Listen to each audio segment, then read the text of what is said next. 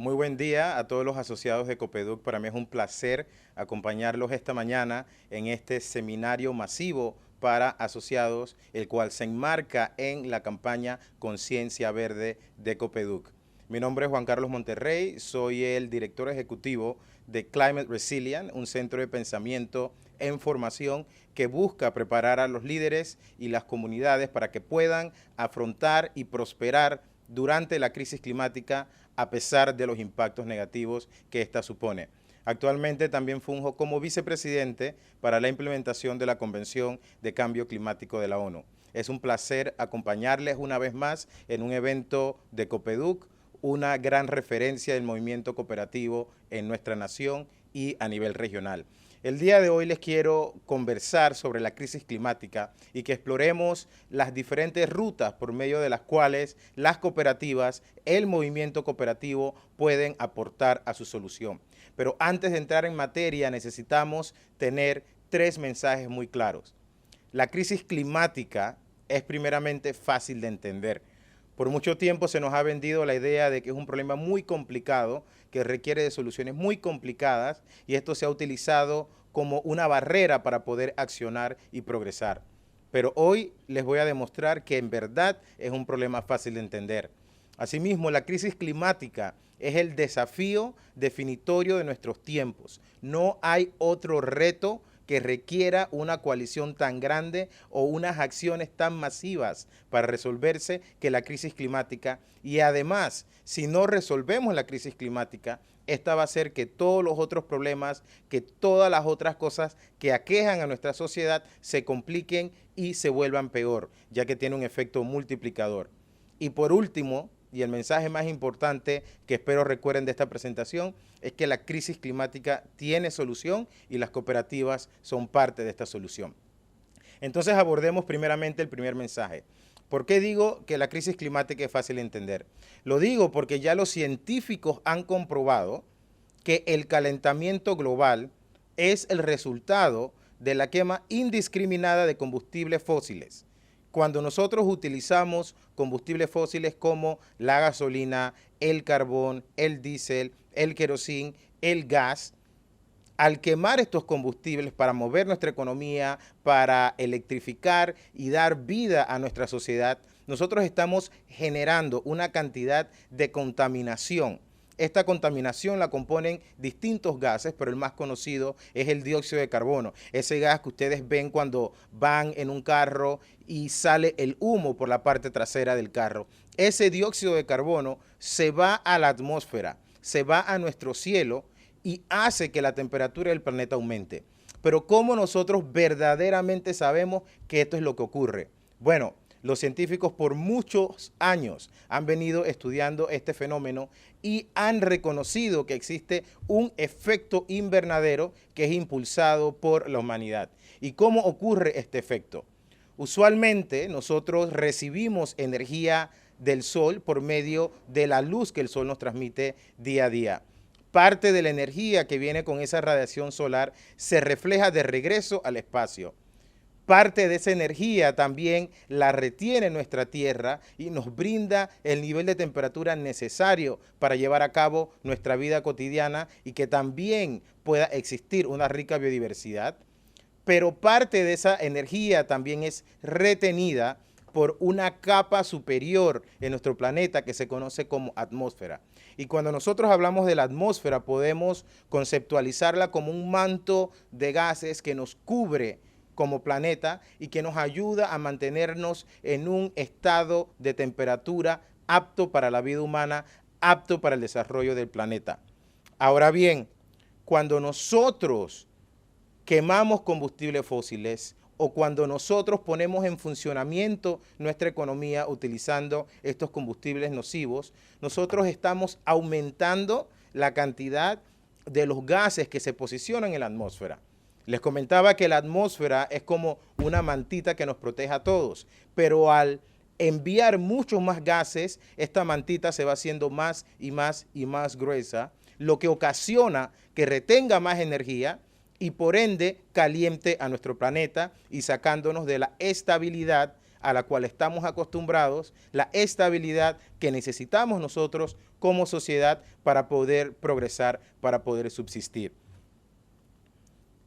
Como les comentaba, los combustibles fósiles más conocidos son el carbón, todos los derivados del petróleo, el gas natural, y todos nosotros los utilizamos para el funcionamiento de nuestra sociedad.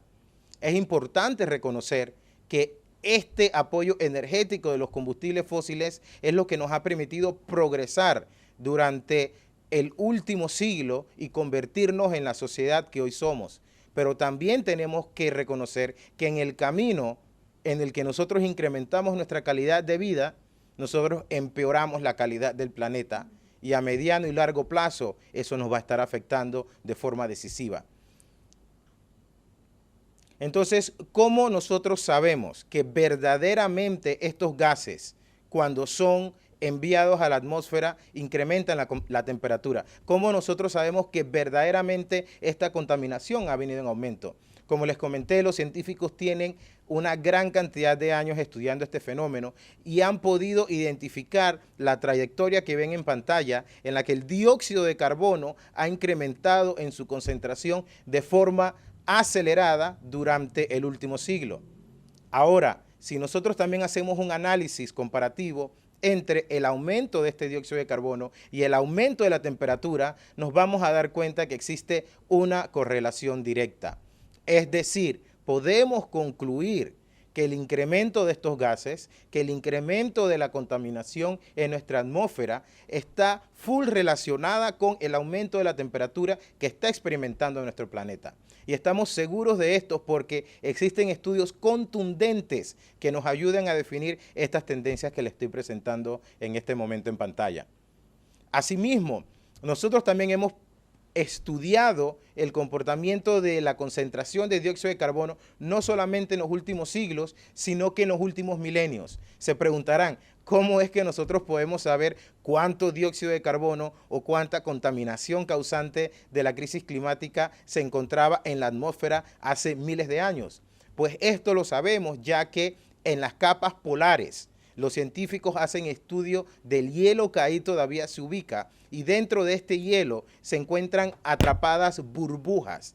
Estas burbujas contienen una réplica casi exacta de cuál era la composición o la concentración de gases en nuestra atmósfera miles de años atrás. Y por medio de estos estudios, ellos han podido identificar esta tendencia que les estoy presentando, en el cual pueden ver que desde el último siglo, nosotros hemos acelerado la emisión de estos gases y por ende están impactando en lo que es el incremento de la temperatura global.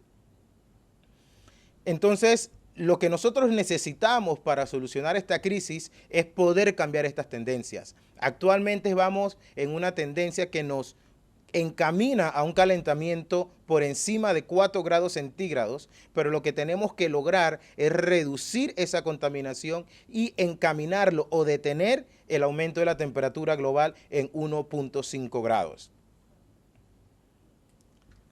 Ahora que ya tenemos la base científica, los conocimientos básicos para entender que el cambio climático no es un tema tan complejo, que el cambio climático es un tema que todos podemos manejar si conocemos los elementos básicos de cómo se ocasiona y qué afrontamos gracias a él. Ahora tenemos que definir o tenemos que entender por qué se considera el desafío definitorio de nuestros tiempos o el problema más grande que estamos enfrentando.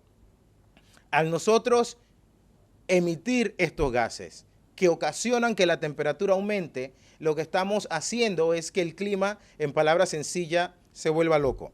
Y cuando el clima se vuelve loco, entonces nosotros no tenemos la precisión de cómo se va a comportar nuestra atmósfera, no tenemos la certidumbre de cuáles son esas actividades que vamos a poder llevar a cabo. Aparte de eso, esto ocasiona grandes desastres que afectan no solamente a las poblaciones que viven en las comunidades costeras por el ascenso del nivel del mar, pero también afectan a comunidades productivas que ya no tienen certeza de cómo ni cuándo pueden sembrar sus rubros o si siquiera esos rubros van a producirles un rendimiento efectivo al final del periodo de cosecha. Entonces, el problema del cambio climático es que es una crisis que multiplica las otras crisis ya existentes, exacerba todo el tema de la seguridad social, exacerba los niveles de desigualdad, porque simplemente no tenemos certeza de cuáles son las cosas que vamos y no vamos a poder hacer. Entendamos que el clima es la base de todo lo que nosotros hacemos como sociedad. El hecho de que en Panamá tengamos cierto nivel de comportamiento culinario, cierto nivel de productos de preferencia o rubros que se siembran en el interior, la forma en la que nos vestimos, la forma en la que comemos, todo eso está definido por el clima. Nuestras costumbres, nuestro modo de actuar, todo eso es influenciado por el clima. Todo eso es lo que nos ha permitido desarrollar una gran riqueza, una gran diversidad de sociedades en todo el mundo, porque en todo el mundo encontramos diferentes tipos de climas.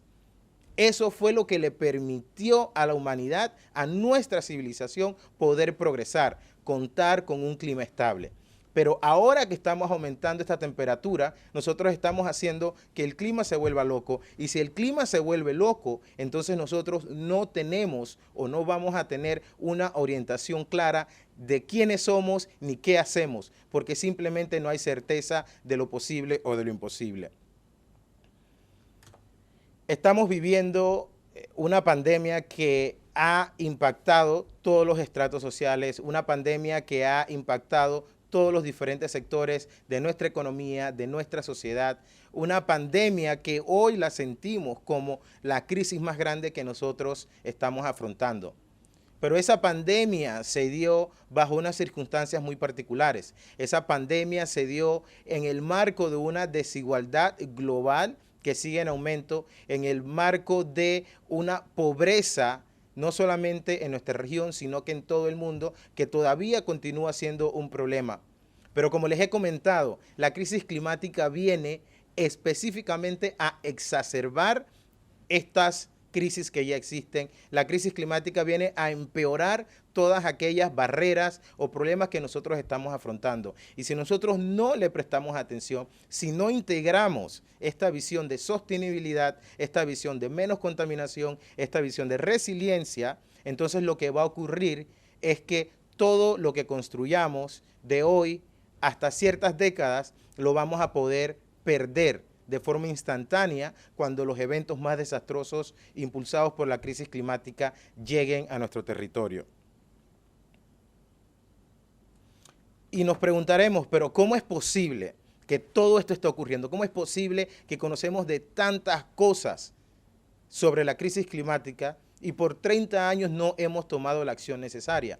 Lo cierto es que tenemos 30 años como comunidad global tratando de resolver la crisis climática. Tenemos 30 años negociando soluciones para que las futuras generaciones tengan un planeta habitable, pero no hemos podido disminuir la contaminación.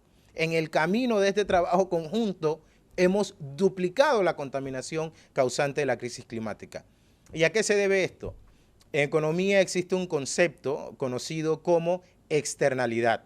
Cuando nosotros hablamos de una externalidad, nos referimos al impacto que tu acción o mi acción puede tener en otra persona o en mi entorno. Por ejemplo, si yo voy a un parque y el parque está limpio y yo ensucio ese parque, yo tiro una lata, yo tiro una botella, yo tiro un cartuchito, mi acción está causando una externalidad negativa sobre ti y sobre todas las otras personas que participan o que conviven diariamente en este espacio. ¿Por qué es una externalidad negativa? Porque ahora ese parque está sucio. Ahora bien, si el parque estuviera sucio como base y yo voy al parque y lo limpio y ayudo a embellecerlo, esta acción que yo estoy tomando está causando una externalidad positiva. ¿Por qué? Porque al yo limpiar el parque, ahora tú y todas las personas que vienen al parque a convivir de forma amena van a poder disfrutarlo mucho más porque ahora el parque está limpio.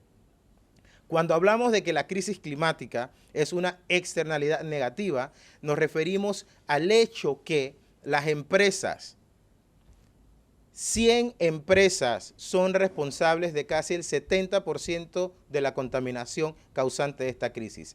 Estas empresas han decidido contaminar seguir generando la contaminación que causa la crisis climática, con el único fin de ellos generar más dinero, con el único fin de ellos contar con mayores rendimientos para sus acreedores. Pero esa acción de esa empresa representa una externalidad negativa porque mientras ellos hacen dinero, mientras ellos continúan contaminando a nuestro planeta, ustedes, todos nosotros, sufrimos los impactos y cada vez vamos a sufrir más los impactos negativos de la crisis. ¿Por qué estas empresas tienen la facultad no solamente de poner en riesgo mi futuro, sino que el futuro de las próximas generaciones, de sus hijos, de sus nietos? Bueno, lo pueden hacer porque nunca se les ha puesto un alto, nunca se les ha puesto un impuesto, nunca se les ha obligado a pagar por el daño que están causando. En 1994, si no estoy equivocado, en el show de autos de Frankfurt, BMW anunció que estaba listo para desplegar a nivel mundial el carro eléctrico. Muchos pensarán que los vehículos eléctricos son una innovación de esta década o la pasada década, pero no es así. Ya nosotros contamos con la tecnología desde mediados de los 90 para poder transformar el sector transporte. Pero estas empresas productoras de combustibles fósiles hicieron todo lo posible para que esa empresa que buscaba traer una innovación no lo sacara a la venta, no lo desplegara con el nivel de ambición que proponían. ¿Por qué? Porque simplemente eso suponía una barrera para el negocio de los combustibles fósiles. Las empresas de los combustibles fósiles, las empresas petroleras, fueron las primeras en conocer la ciencia del cambio climático. Fueron las primeras en destinar fondos para realizar estas campañas de investigación. Pero una vez se dieron cuenta que sus propios científicos les decían que el modelo de negocio que ellas estaban impulsando ponía en riesgo la estabilidad económica y social de todo el planeta, decidieron esconder estos estudios e invertir miles de millones de dólares en una campaña de comunicación para desinformar, para evitar que las tecnologías que nos pueden ayudar a salir de esta crisis salgan a flote, simplemente porque suponía un riesgo para su modelo de negocio. Y esta información la pueden encontrar en todas partes. En muchos países actualmente existen litigios climáticos, que es básicamente las sociedades, las juventudes, demandando a las empresas de combustible fósil por esa campaña de desinformación que han venido impulsando por los 30 últimos años para mantener su negocio vivo en perjuicio del planeta y del futuro de todos. Parte de esa campaña también incluyó la compra y venta de políticos para hacer de los gobiernos todas las cosas que fueran al beneficio de estas empresas y en perjuicio de todos nosotros.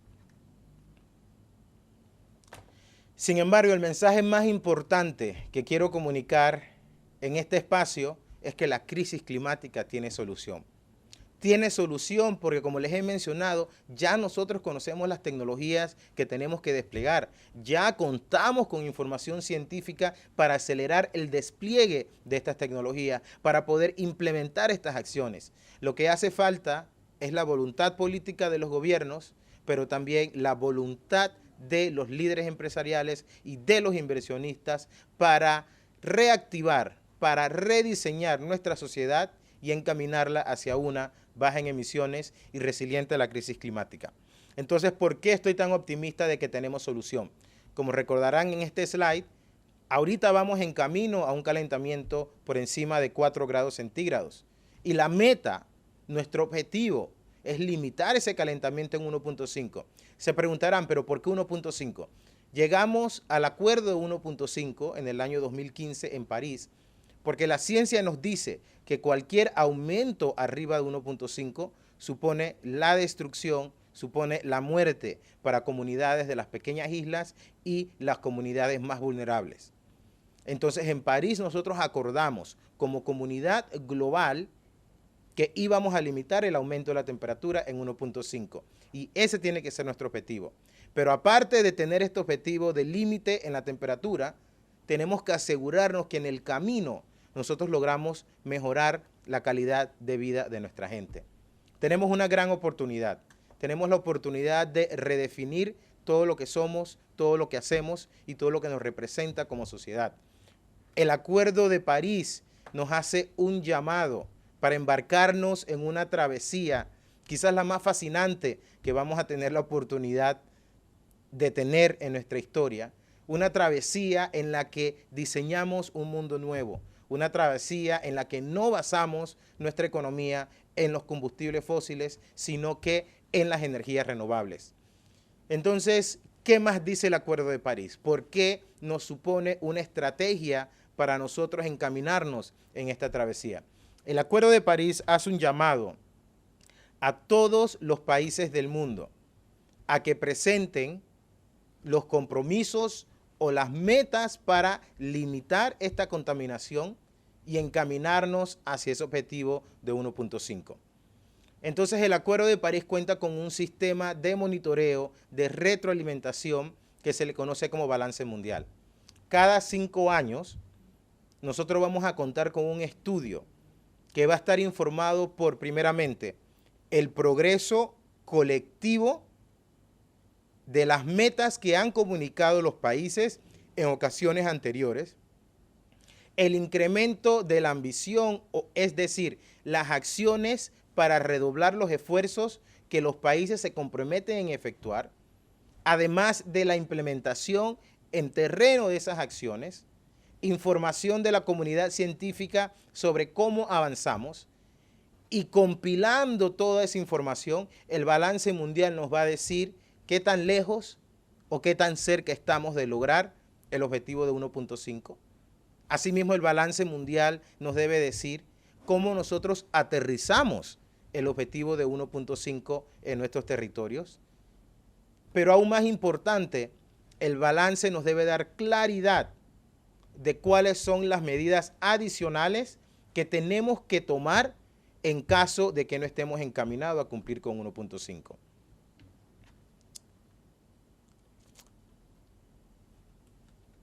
Y se preguntarán, ¿y cómo es que a nivel global llegamos a todos estos acuerdos? ¿Cómo es que contamos con este esquema, pero todavía las cosas no se están dando en el nivel de aceleración necesaria para combatir la crisis? ¿Y qué papel juega Panamá en todo esto? En las negociaciones de cambio climático que se llevan a cabo durante 2 periodos en el año y han ocurrido por los últimos 30 años, existen bloques de países. Los países se agrupan en bloques o en alianzas que representan o definen una visión conjunta. Como verán en esta gráfica, existe el bloque de los países en desarrollo, que es el bloque más grande y aglutina 134 países, pero también hay diferentes bloques que aglutinan a países industrializados o a países ricos. Tenemos el bloque de la Unión Europea, que puede ser el más conocido, pero también tenemos el bloque del Grupo Sombrilla, que es básicamente Estados Unidos, Australia y todos los países industrializados que no son parte de la Unión Europea. Y aparte hay otro bloque que se llama el bloque de integridad ambiental, que lo compone Suiza, México y además también Corea del Sur, entre otros, y lo pueden ver como el bloque de la clase media alta.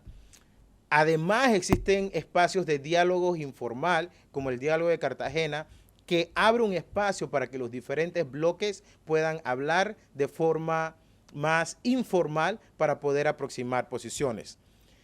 Pero si bien esta gráfica se ve bastante sencilla, la realidad es que las cosas se complican un poquito más, porque cada bloque tiene sus submiembros y cada bloque se podría dividir en otros subbloques. Entonces, si dividimos o si desagregamos el bloque de los países en vías de desarrollo, vamos a encontrar a todos estos subbloques. En estos subbloques van a poder ver el subbloque africano, van a poder ver el subbloque de los países del SICA, que usualmente no negocian, pero a veces presentan declaraciones conjuntas. Van a poder ver también el bloque de los países menos desarrollados y la Alianza de América Latina y el Caribe, AILA, que es el bloque al que pertenece Panamá. Ahora bien, como les digo, las cosas se complican un poquito más y al final, cuando tenemos la perspectiva completa de cómo todas estas alianzas se alinean, lo que tenemos reflejado es esta interacción tan complicada. Entonces, para llegar a consenso, para llegar a París, para poder acelerar la acción como países, nosotros necesitamos en el pleno de las negociaciones que todos estos bloques estén alineados bajo un mismo objetivo. Por eso es que nos ha costado tanto llegar a soluciones concretas, porque necesitamos que 197 países estén de acuerdo con todo. Toda decisión se toma en base a consensos. Sin embargo, este es el único espacio con el que contamos a nivel global para que todos nos sentemos en la mesa y podamos diseñar ese futuro que queremos. En la última reunión de las negociaciones de cambio climático, la cual se llevó a cabo en Glasgow, en Reino Unido, en noviembre del año pasado, hubieron varios resultados que se lograron. Primeramente, mantenemos aún la meta del 1.5 vivo, es decir, se hizo un llamado político a que los países redoblen sus esfuerzos y vuelvan a comunicar esfuerzos más ambiciosos que estén en línea con la meta de 1.5 grados. También se hizo un llamado a que los países industrializados cumplan con su compromiso de dotar de 100.000 millones de dólares al año a los países en vía de desarrollo para que ellos puedan adaptarse a los impactos del cambio climático. Y también se adoptaron unas reglas para el mercado de carbono global bajo París. Ahora se preguntarán, ¿qué papel juegan las cooperativas en esto? Y es aquí quizás la parte más interesante de esta presentación. ¿Cuáles son las oportunidades que tiene el movimiento cooperativo? ¿Cómo esta campaña Conciencia Verde puede evolucionar y concretarse en acciones a gran escala por parte del movimiento cooperativo? Entonces les voy a dar un par de ideas de cómo está el panorama de las finanzas climáticas y cómo en algunos sectores específicos el movimiento cooperativo se puede insertar y ser parte de ese cambio. En esta gráfica lo que pueden ver es el flujo global del financiamiento climático para el año 2019-2020. Los cálculos de los flujos anuales están calculados en promedios bianuales. Como verán, para el año 2019-2020 se contó con 632.000 millones de dólares destinados para frenar la crisis climática y para adaptar a las poblaciones más vulnerables a los impactos que ya no podemos prevenir. 632.000 millones de dólares suena como mucho dinero, pero la realidad es que la magnitud de este problema es tan grande que el nivel de financiamiento actual no es lo suficiente. Acá podrán ver que nosotros necesitamos incrementar este nivel de financiamiento en casi un 600% al 2030, es decir, en menos de 7, 8 años, si verdaderamente queremos tener una oportunidad de limitar el calentamiento global en 1.5 grados. 600%. Es una cifra que a muchos les puede asustar, pero es una cifra que a muchos de verdad nos debe motivar para innovar, para utilizar las tecnologías como nuestra salvación de esta crisis y para movilizar las inversiones y el dinero necesario para asegurar un futuro habitable para mi generación y las futuras generaciones. Entonces, ¿qué papel juegan las cooperativas en este esquema? ¿Cómo las cooperativas pueden venir a trabajar para impulsar y acelerar esta acción? ¿O por qué deben ser las cooperativas parte de este cambio? Lo cierto es que el movimiento cooperativo es la economía más grande que la gente desconoce. La cantidad de dinero que está en manos de las cooperativas, la cantidad de asociados que pertenecen a cooperativas a nivel mundial es una cosa asombrosa. Hablamos de que las 300 cooperativas más grandes del mundo controlan 2.2 billones de dólares. Esta es una cifra inimaginable, que la mayoría de las personas que no están familiarizadas con la economía solidaria simplemente no se pueden imaginar. Aparte de eso, la cooperativa es un modelo de negocio fundamentado en valores, en principios, en empatía, en solidaridad. Y esos son los valores y los principios que nosotros necesitamos de manera apremiante para poder resolver esta crisis.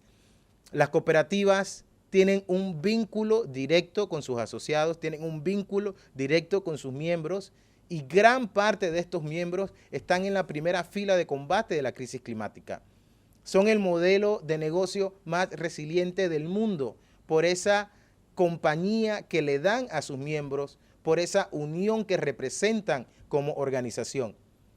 Y quizás lo más importante es que las cooperativas son democráticas y las decisiones que se toman bajo este movimiento y las instituciones que lo componen son y provienen de la base, del sentir de sus miembros y sus asociados.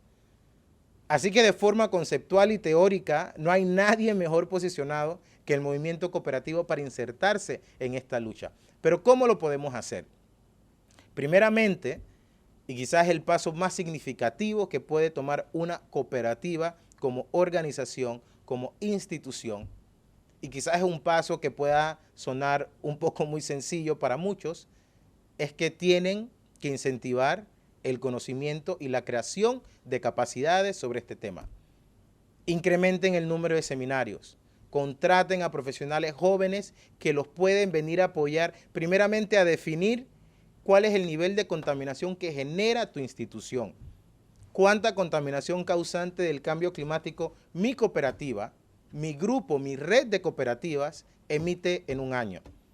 Una vez la cooperativa logra definir y tiene el mapa de su huella de carbono, la administración va a poder identificar acciones, procesos y cambios que son necesarios para ir reduciendo esa contaminación. Durante este ejercicio de estudio interno, la cooperativa también va a tener la oportunidad de visualizar cómo puede ayudar a sus miembros, ya sea a nivel individual, a nivel residencial o a nivel empresarial, a poder adoptar estos cambios, a poder también medir y reducir su contaminación causante del cambio climático y asegurar que puedan prosperar a pesar de los impactos de la crisis. Pero el cambio primero tiene que empezar en casa. El cambio tiene que empezar con un cambio de conciencia hacia la conciencia verde. El cambio tiene que iniciar por ustedes como instituciones individuales unidas bajo un colectivo a identificar cómo yo contamino y qué puedo hacer para bajar esa contaminación. Una vez las cooperativas logren este paso, entonces va a ser posible identificar esquemas de negocios o esquemas de líneas crediticias en las que van a poder impactar. Aquí en esta gráfica ustedes van a ver que para nosotros poder lograr los objetivos del Acuerdo de París, tenemos que redoblar las inversiones en sectores muy prioritarios. El sector energético, el sector transporte, específicamente en lo que es la inversión en vehículos, y también en el sector construcción. Pero en esta gráfica pueden ver que a nivel global, las inversiones verdes, las inversiones que apuntan hacia esta nueva economía basada en la sostenibilidad, basada en los recursos renovables, todavía son muy pocas. Todavía representan el mínimo de lo necesario. Aquí pueden ver 3 gráficas en las que les muestran cómo en el sector energía todavía tenemos que hacer mucho más. Cómo a pesar de todo el avance que nosotros escuchamos, observamos y nos emociona en el sector transporte, todavía las inversiones en vehículos eléctricos son una mínima parte de todo lo que se necesita. Y aún más importante, como en el sector de la construcción, que es altamente contaminante, todavía necesitamos hacer más. Entonces, digamos en el sector transporte, ¿cuáles son esas medidas, cuáles son esas acciones que una cooperativa puede establecer para ayudar no solamente a sus miembros individuales, pero también a sus miembros corporativos? Primeramente, es necesario el desarrollo de líneas de créditos para la financiación de flota vehicular, residencial, institucional. Esto va a permitir no solamente que se bajen las emisiones o la contaminación causante del cambio climático de parte del vehículo y del sector transporte, sino que también a largo plazo va a ayudar a esos miembros a que disminuya su factura por el uso de combustibles fósiles. Hoy vivimos en plenitud una crisis social y un estallido civil en Panamá que en gran parte está motivado por las fluctuaciones en el precio del combustible a nivel internacional y su repercusión a nivel nacional. Les aseguro que si nuestras flotas vehiculares fueran eléctricas, no estuviéramos sintiendo o no estuviéramos sufriendo en tan gran medida el impacto de la inflación en los mercados energéticos. Entonces, la ruta verde, la conciencia verde, el camino hacia la sostenibilidad y la resiliencia no es solamente el camino correcto, es el mejor camino desde la perspectiva financiera, porque nos va a ayudar a largo plazo a ahorrar y que esa inversión la podamos utilizar para incrementar nuestro nivel de vida en otros aspectos. Entonces, pero para que una cooperativa pueda brindar líneas de créditos para cambio de flota institucional, residencial, primero la cooperativa tiene que experimentar este cambio. Primero la cooperativa tiene que cambiar su flota e identificar cuáles son esas barreras que el miembro o que la persona que luego viniera a solicitar estas líneas de créditos podría afrontar y diseñar estrategias para que esa persona, a esa institución, a futuro cuando recibe el apoyo de la cooperativa, las barreras las pueda superar de una forma adecuada y eficiente para bien del miembro y también para bien de la institución que le está financiando dicha actividad. En el sector energético, hemos hablado muchas veces de la importancia de los paneles solares, de la importancia de mini generadoras, tanto por medio del aire y también por medio de las corrientes de agua. Hemos hablado de la importancia de que no solamente hagamos este cambio en nuestras residencias, sino que también lo hagamos a nivel empresarial. Entonces, he aquí otro medio, otra acción, otra línea crediticia por medio de la cual las cooperativas no solamente pueden generar a futuro muchísimo más rendimiento, sino que también podrán apoyar a sus miembros para que se encaminen hacia este ciclo de la sostenibilidad. Pero recuerden, antes de ofrecer una línea como esta, antes de tratar de brindar este apoyo a sus miembros, la cooperativa tiene que hacer el cambio institucional, porque nunca aprendemos más que cuando nosotros mismos intentamos estos cambios, que cuando nosotros mismos vamos paso a paso y vemos todo lo que implica estos cambios. Eso le va a permitir a las cooperativas a futuro desarrollar productos y líneas que vayan en línea con las barreras que nosotros tenemos en este sector y que vayan en línea con la visión de 1.5 y el incremento de la calidad de vida de toda nuestra gente. Un problema que nosotros vemos en el financiamiento climático es que en gran medida el financiamiento se da para temas de mitigación. Y cuando hablamos de mitigación, nos referimos a las acciones que nos llevan a disminuir la contaminación que causa la crisis climática. Es necesario redoblar esfuerzos para otros temas dentro del cambio climático, como lo que es la adaptación. Cuando hablamos de adaptación, hablamos de esas acciones que nosotros tomamos para adaptarnos a los impactos que ya no podemos evitar de la crisis climática. Como verán acá, el financiamiento hacia la mitigación sigue en aumento, mientras que el financiamiento para la adaptación todavía representa una mínima parte de todo el financiamiento climático global. Y hablando de adaptación, hay un sector de suma importancia para la adaptación y al cual nos referimos al inicio, y este es el sector agrícola. Dentro del sector agrícola existen muchas prácticas que pueden impulsar las cooperativas, como lo que es el apoyo para la creación y adaptación de fincas agrícolas con sistemas agroforestales, con sistemas silvopastoriles. Es decir, apoyar a los productores para que ellos puedan continuar emprendiendo en el sector agrícola, pero con un enfoque de protección, con un enfoque de cuidado del ambiente. Muchos estudios ya nos han dicho que si nosotros hacemos esta transición hacia un sistema agrícola que respeta la naturaleza y la utiliza como un aliado para la producción, los rendimientos al final del camino son muchos más. Si nosotros apoyamos al sector agrícola a que la producción baje su huella de carbono, ganamos todos y también va a ganar el agricultor porque va a tener mayores rendimientos. Si nosotros también apoyamos lo que es el incremento de las actividades de la agricultura urbana, la agricultura que se desarrolla dentro de los límites de las ciudades, en edificios viejos o en barrios que a nivel de bienes raíces aún no han sido valorados, nosotros también podemos tener un impacto significativo, no solamente en la disminución de esta contaminación, sino que también en adaptarnos y prepararnos para un futuro en el cual la seguridad alimentaria va a ser una de nuestras grandes prioridades. Recuerden que uno de los impactos del cambio climático es que simplemente no vamos a poder saber cómo se va a desarrollar el crimen en algunas regiones.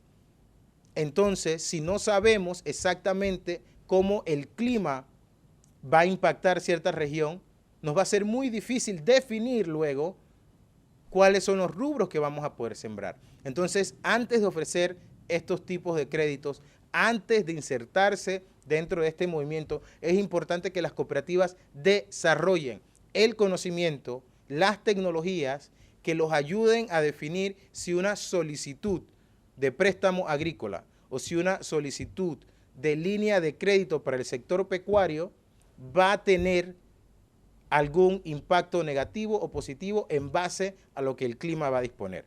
Es decir, hacer un control de cuáles son los riesgos que podría afrontar esa inversión. Pero para hacer eso se necesitan preparar, necesitan contar con la asistencia técnica necesaria que ayude a los oficiales de créditos a definir si una inversión va a ser rentable en base a las condiciones climáticas esperadas a mediano término o no. Parte de mi optimismo de que las cosas pueden cambiar tiene que ver con el hecho de que los actores privados, estamos hablando de los hogares, estamos hablando de las corporaciones, de las instituciones financieras, han venido aumentando el financiamiento para solventar la crisis climática. Si nosotros logramos arreglar esto, si nosotros logramos enfrentar la crisis climática de forma decisiva, será porque el sector privado así se lo dispone.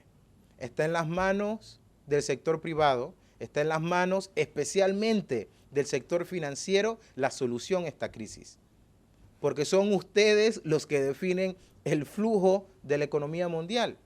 Y lo que necesitamos para solventar la crisis es un cambio completo de los incentivos que mueven a la economía del mundo. No podemos seguir dando incentivos a industrias que contaminan, a industrias que empeoran la crisis. No podemos seguir prestando dinero barato a industrias que ponen en riesgo nuestro planeta. Lo que aquí necesitamos es alinear nuestras inversiones con la meta de 1.5, alinear nuestras inversiones con el objetivo de incrementar la calidad de vida de nuestra gente.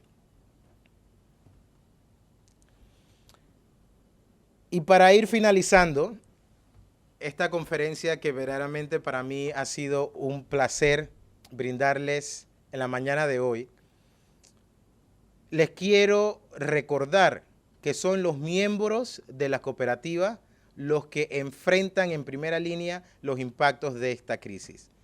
Por lo tanto, ustedes, como miembros de una cooperativa, ustedes como la base de una cooperativa, tienen la responsabilidad moral de tomar todas las medidas necesarias para construir la resiliencia no solamente de su institución, sino que también de los miembros y los aliados que la componen.